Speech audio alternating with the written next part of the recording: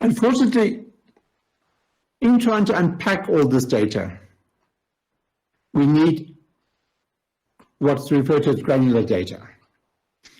And a quote here from an article widely published, stating that numbers can kill. It's a statement that decries the utility of fine data. So the person I'm quoting says, statistics do tell stories. And these stories that they tell are often in the line of stigmatization, stereotyping, and negative. An example this person uses was that xenophobic attitudes are derived from statistics. And in response to Alan Winde of the Western Cape's release of detailed or granular data, this person warned Winde, politicians should take heed. Good intentions do not guarantee good outcomes.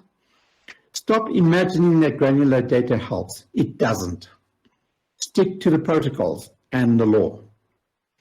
Statistics South Africa does not release this type of data precisely to protect people from one another.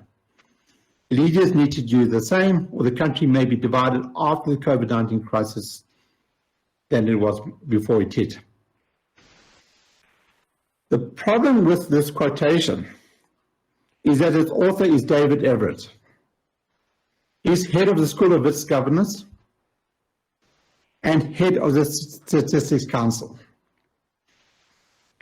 And essentially what he's arguing is that in order for the state to protect us from our basest selves, not from the epidemic, but from our attitudes,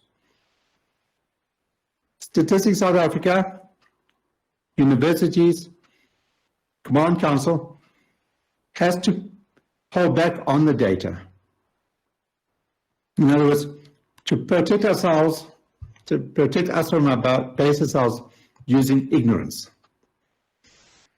It's preposterous that the head of the Statistics Council can say that granular data doesn't help. Because of the absence of granular data, we're not able to answer fairly fundamental questions. For example, did the Muslim holiday of Eid, opening of schools, the increasing of taxi capacity, did these things impact on the infection rate? Are men more vulnerable than women? What has the impact of COVID been on small towns, particularly mining towns? This attitude towards data information is replicated. So Eskom, for example, suddenly stopped producing statistics on consumption, on electricity demand.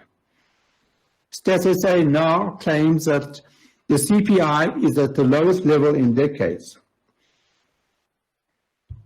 At one level, these claims are utterly implausible. Let's look at your food bill.